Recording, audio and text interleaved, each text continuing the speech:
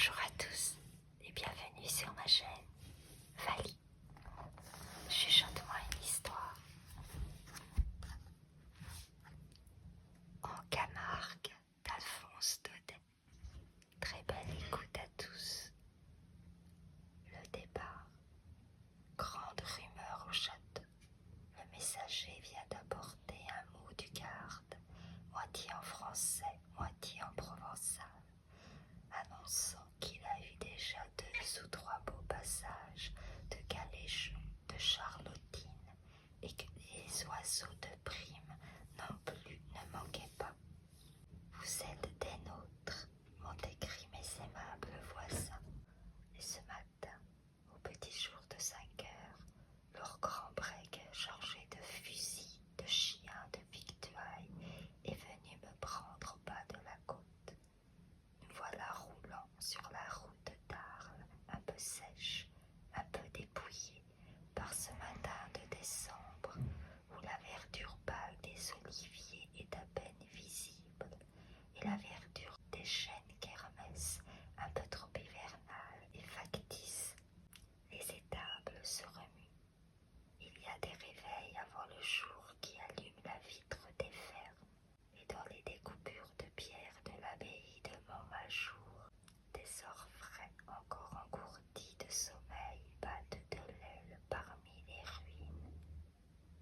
Pourtant, nous croisons déjà, le long des fossés, de vieilles paysannes qui vont au marché au trot de leurs bourriquets. Elles viennent de la ville des Baux, 6 grandes lieues pour s'asseoir 1 heure sur les marches de Saint-Trophime et vendre des petits paquets de simples ramassés dans la montagne. Maintenant voici les remparts d'Arles, des remparts bas et crénelés, comme on en voit sur les anciennes estampes, où des guerriers armés de lances apparaissent en haut de talus moins grands qu'eux. Nous traversons au galop cette merveilleuse petite ville, une des plus pittoresques de France, avec ses balcons sculptés, arrondis, s'avançant comme des mouches arabiées jusqu'au milieu des rues étroites, avec ses vieilles maisons noires aux petites portes mauresques, ogivales et basses, qui vous reportent au temps de Guillaume Cournet et des Sarrasins. À cette heure, il n'y a encore personne dehors. Le quai du Rhône seul est animé. Le bateau à vapeur qui fait le service de la Camargue chauffe au bas des marches, prêt à partir. Des ménagers en veste de Gadirou, des filles de la Roquette qui vont se louer pour des travaux de ferme, montent sur le pont avec nous, causant et riant entre eux. Sous les longues mantes brunes rabattues à cause de l'air vif du matin, la haute coiffure arlésienne fait la tête élégante et petite avec un joli grain d'effronterie, une envie de se dresser pour lancer le rire ou la malice plus loin. La cloche sonne, nous partons, avec la triple vitesse du Rhône, de l'hélice, du Mistral. Les 2 rivages se déroulent. D'un côté c'est la Crau, une plaine aride, pierreuse. De l'autre, la Camargue plus verte, qui prolonge jusqu'à la mer son herbe courte et ses marais pleins de roseaux. De temps en temps, le bateau s'arrête près d'un ponton, à gauche ou à droite, à Empire ou à Royaume, comme on disait au Moyen-Âge, du temps du royaume d'Arles, et comme les vieux mariniers du Rhône disent encore aujourd'hui. À chaque ponton, une ferme blanche, un bouquet d'arbres. Les travailleurs descendent chargés d'outils, les femmes leur panier au bras, droites sur la passerelle. Vers Empire ou vers Royaume, peu à peu le bateau se vide, et quand il arrive au ponton du mât de Giraud où nous descendons, il n'y a presque plus personne à bord. Le mât de Giraud est une vieille ferme des seigneurs de Barbentale, où nous entrons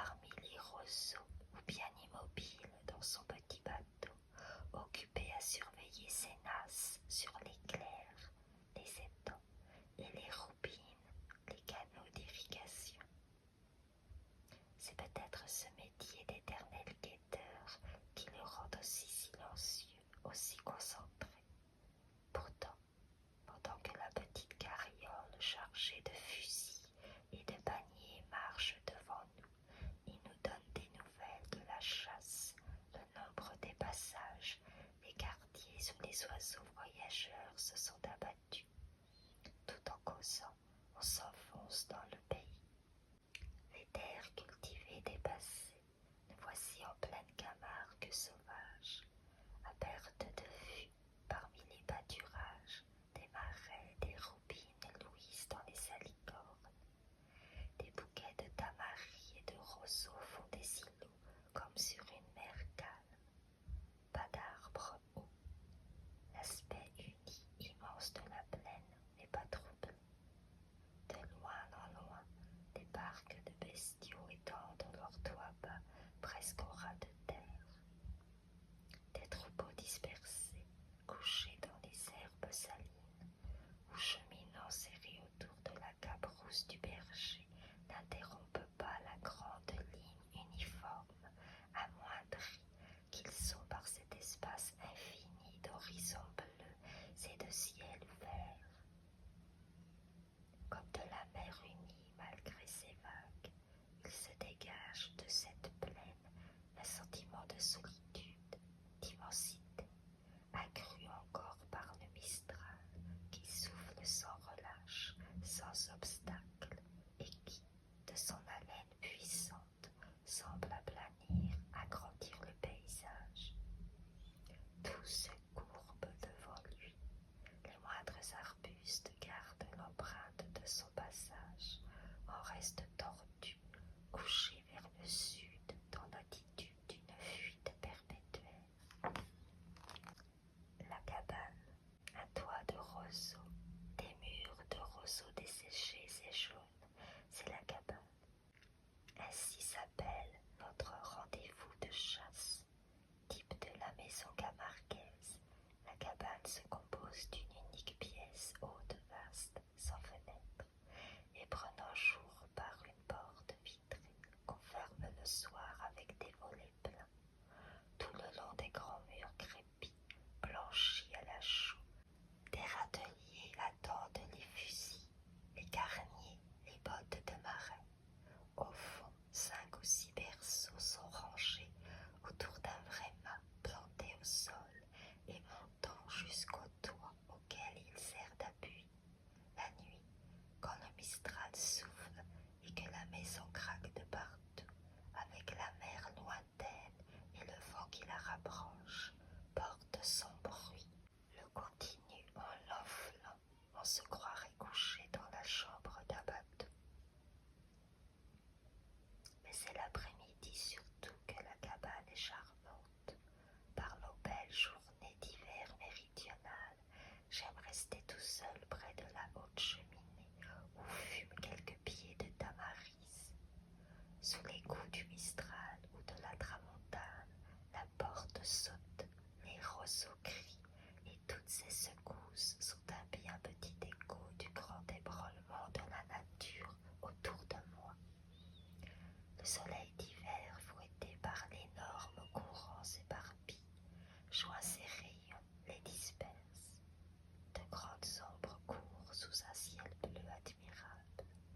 La lumière arrive par saccades, les bruits aussi, et les sonnailles des troupeaux entendus tout à coup, puis oubliés, perdus dans le vent, reviennent chanter sous la porte ébranlée avec le charme d'un refrain.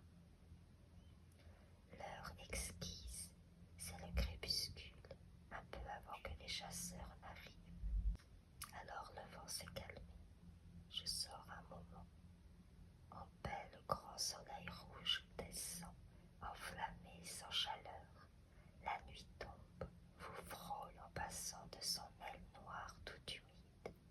Là-bas, au ras du sol, la lumière d'un coup de feu passe avec l'éclat d'une étoile rouge, avivée par l'ombre environnante.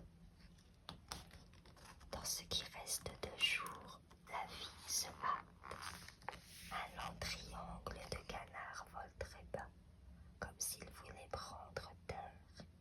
Mais tout à coup, la cabane où le galeil est allumé les éloigne. Celui qui tient la tête de la colonne dresse le cou, remonte, et tous les autres derrière lui s'emportent plus haut avec des cris sauvages. Bientôt, un piétinement immense se rapproche.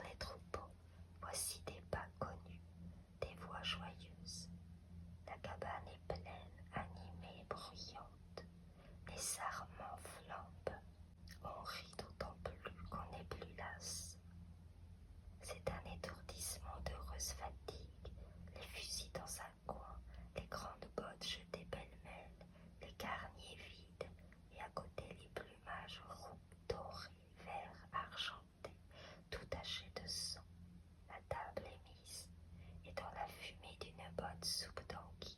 Le silence se fait, le grand silence des appétits robustes, interrompu seulement par les grognements féroces des chiens qui lapent leur écuelle à tâtons devant la porte. La veillée sera courte, déjà près du feu, clignotant lui aussi. Il ne reste plus que le garde et moi. Nous causons, c'est-à-dire nous nous jetons de temps en temps l'un à l'autre des demi-mots à la façon des paysans. De ces interjections presque indiennes, courtes et vides éteintes, comme les dernières étincelles des sarments consumés. Enfin, le garde se lève, allume sa lanterne, et j'écoute son pas lourd qui se perd dans la nuit. À l'affût, l'espère, quel joli nom pour désigner l'affût, l'attente du chasseur embusqué, et ses heures indécises où tout attend, espère, hésite entre le jour et la nuit. L'affût du matin un peu avant le lever du soleil, l'affût du soir au crépuscule. C'est ce dernier que je préfère, surtout dans ces pays marécageux où l'eau d'éclair garde si longtemps la lumière. Quelquefois on tient l'affût dans le naïchien, un tout petit bateau sans quille, étroit, roulant au moindre mouvement. Abrité par les roseaux, le chasseur guette les canards du fond de sa barque, que dépasse seulement la visière d'une casquette. Le canon du fusil et la tête du chien flairant le vent, happant les moustiques, ou bien de ses grosses pattes étendues penchant tout le bateau d'un côté et le remplissant d'eau. Cet affût-là est trop compliqué pour mon inexpérience. Aussi, le plus souvent, je vais à l'espère habillé, barbotant en plein marécage, avec d'énormes bottes taillées dans toute la longueur du cuir. Je marche lentement, prudemment, de peur de m'envaser. J'écarte les roseaux pleins d'odeurs saumâtres et de sauts de grenouilles. Enfin, voici un îlot de tamaris, un coin de terre sèche où je m'installe. Le garde, pour me faire honneur, a laissé son chien avec moi. Un énorme chien des Pyrénées à grande oiseau blanche, chasseur et pêcheur de premier ordre, et dont la présence ne laisse pas que de m'intimider un peu. Quand une boule d'eau passe à ma portée, il a une certaine façon ironique de me regarder en rejetant en arrière d'un coup de tête à l'artiste de longues oreilles flasques qui lui pendent dans les yeux, puis dépose à l'arrêt des frétillements de queue, toute une mimique d'impatience pour me dire « Tire donc !» Je tire, je manque. Alors, allongé de tout son corps, il bâille et s'étire d'un air las, découragé et insolent. Eh bien, oui, j'en conviens, je suis un mauvais chasseur. L'affût, pour moi, c'est l'heure qui tombe. La lumière diminuée, réfugiée dans l'eau, les étangs qui luisent, polissant jusqu'au ton de l'argent fin, la teinte grise du ciel assombri. J'aime cette odeur d'eau, ce frôlement mystérieux des insectes dans les roseaux, ce petit murmure des longues feuilles qui frissonnent. De temps en temps, une note triste passe et roule dans le ciel comme un ronflement de conque marine. C'est le butor qui plonge au fond de l'eau son bec immense d'oiseau pêcheur et souffle. Des vols de grues filent sur ma tête. J'entends le froissement des plumes, les bourriffements du duvet dans l'air vif et jusqu'au craquement de la petite armature surmenée. Puis plus rien. C'est la nuit profonde, avec un peu de jour resté sur l'eau. Tout à coup, j'éprouve un tressaillement, une espèce de gêne nerveuse, comme si j'avais quelqu'un derrière moi. Je me retourne et j'aperçois le compagnon des belles nuits, la lune, une large lune toute ronde qui se lève doucement, avec un mouvement d'ascension d'abord très sensible et se ralentissant à mesure qu'elle s'éloigne de l'horizon. Déjà un premier rayon est distinct près de moi, puis un autre, village est allumé. La moindre touffe d'herbe à son ombre, la vue est finie, les oiseaux nous voient. Il faut rentrer. On marche au milieu d'une inondation de lumière bleue, légère, poussiéreuse, et chacun de nos pas dans l'éclair, dans les roupines, y remue des tas d'étoiles tombées et des rayons de lune qui traversent l'eau jusqu'au fond. Le rouge et le blanc, tout près de chez nous, à une portée de fusil de la cabane, il y en a une autre qui lui ressemble, mais plus rustique. C'est là que notre garde habite avec sa femme et ses deux aînés. La fille qui soigne le repas des hommes raccommode les filets de pêche. Le garçon qui aide son père à relever les nasses, à surveiller les martilières des étangs. Les deux plus jeunes sont à Arles, chez la grand-mère, et ils y resteront jusqu'à ce qu'ils aient appris à lire et qu'ils aient fait leur bonjour, la première communion. Car ici on est trop loin de l'église et de l'école, et puis l'air de la Camargue ne vaudrait rien pour ces petits. Le fait est que l'été venu, quand les marais sont à sec et que la vase blanche des roubines se crevasse à la grande chaleur, l'île n'est vraiment pas habitable.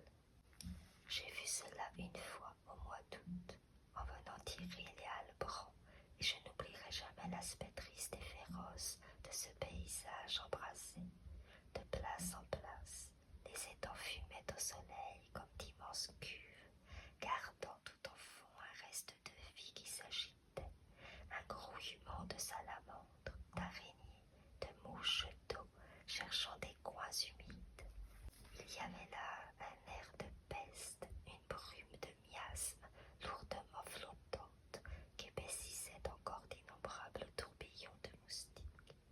Chez le garde, tout le monde grelottait, tout le monde avait la fièvre, et c'était pitié de voir les visages jeunes, tirés, les yeux cerclés, trop grands, de ces malheureux condamnés à se traîner pendant 3 mois sous ce plein soleil inexorable qui brûle les filles heureuses sans les réchauffer. Triste et pénible vie que celle de garde-chasse en Camargue. Encore celui-là a sa femme et ses enfants près de lui, mais à 2 lieues plus loin dans le marécage demeure un gardien de chevaux qui, lui, vit absolument seul d'un bout de l'année à l'autre et mène une véritable existence de Robinson.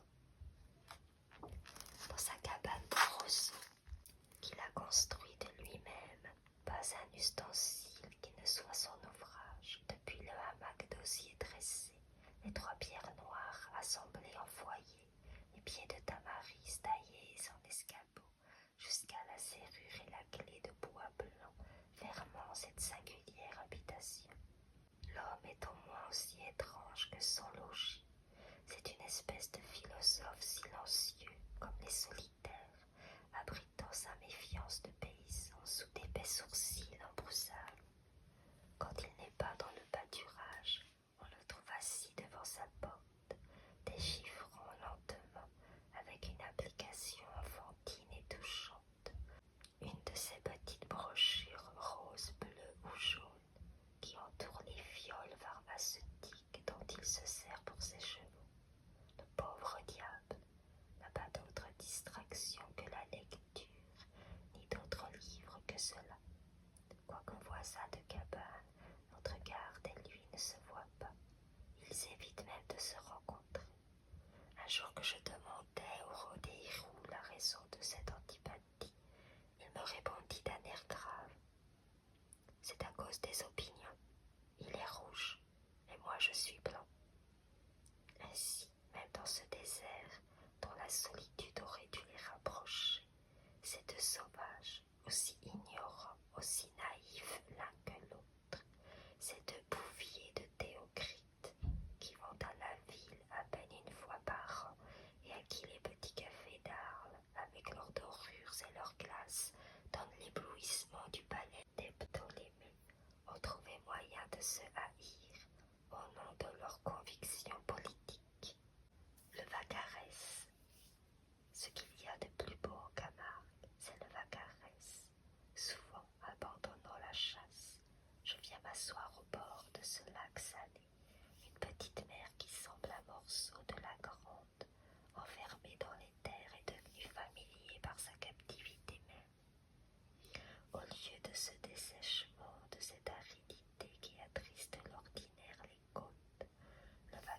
pèse sur son rivage un peu haut, tout vert d'herbes fines, veloutées, étale une flore originale et charmante, des centaurées, des trèfles d'eau, des gentianes, et ces jolies saladelles bleues en hiver, rouges en été, qui transforment leur couleur au changement d'atmosphère, et dans une floraison ininterrompue, marquent les saisons de leur ton d'hiver.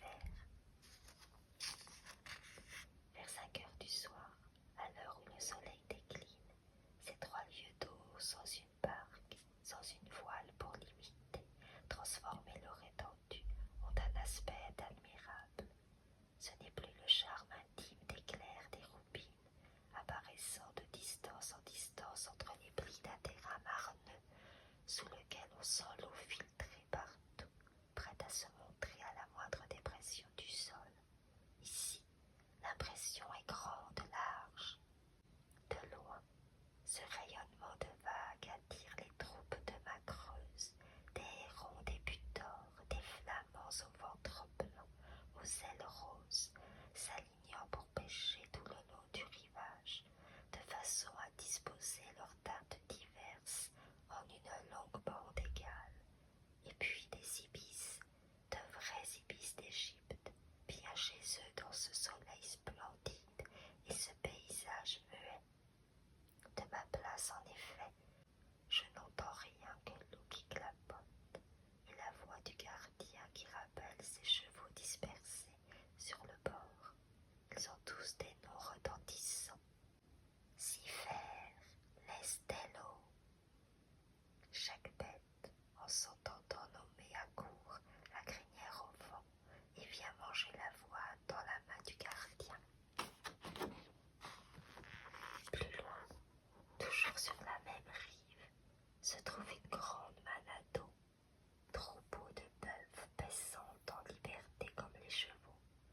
De temps en temps, j'aperçois au-dessus d'un bouquet de tamaris l'arête de leur dos courbé et leurs petites cornes en croissant qui se dressent.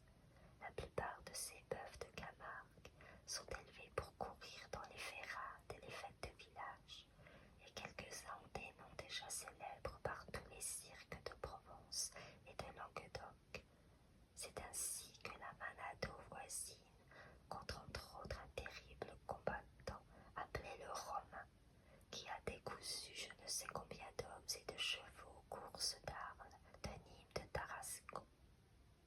Aussi ses compagnons l'ont-ils pris pour chef, car dans ces étranges troupeaux, les bêtes se gouvernent d'elles-mêmes, groupées autour d'un vieux taureau qu'elles adoptent comme conducteur. Quand un ouragan tombe sur la Camargue, terrible dans cette grande plaine où rien ne le détourne, ne l'arrête, il faut voir la Manado se serrer derrière son chef,